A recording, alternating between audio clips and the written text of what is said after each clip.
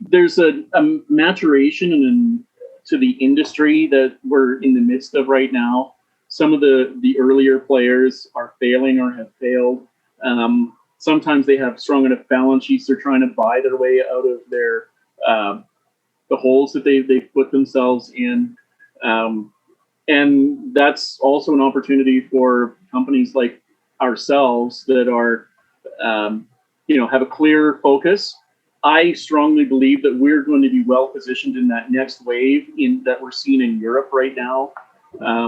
I don't want to get into predictions because I very much function on the way the regulations and laws are today. But I know in Malta, for example, the government is actually they're going to have on their legislative agenda when they go in an election this fall to legalize cannabis in Malta. Luxembourg is already there. We're seeing in Germany, which is the largest medical market in Europe, that and pricing over there is much higher than it is here partly because of the medical requirements, the stringent regulations. That you've got the CDU, which is in power, but the Green Party, which are strong proponents of cannabis legalization there, are likely to form a strong partner in the new government that's likely to be elected in September. Well, that could lead to not immediately, but gradually ever more dominoes falling towards wider spread authorization of use for medical purposes in Germany, and ultimately legalization.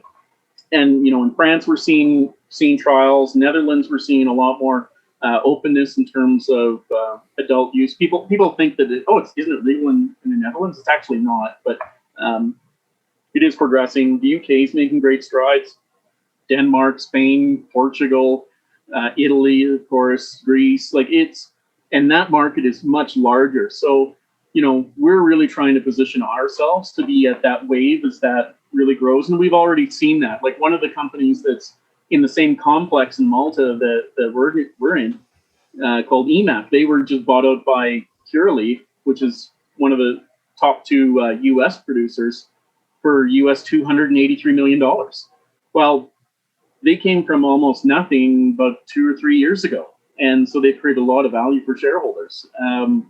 They're primarily CBD focused, but big companies are looking for their stake in Europe. And that's frankly where we're positioning ourselves. And, I'm very confident about what we're doing.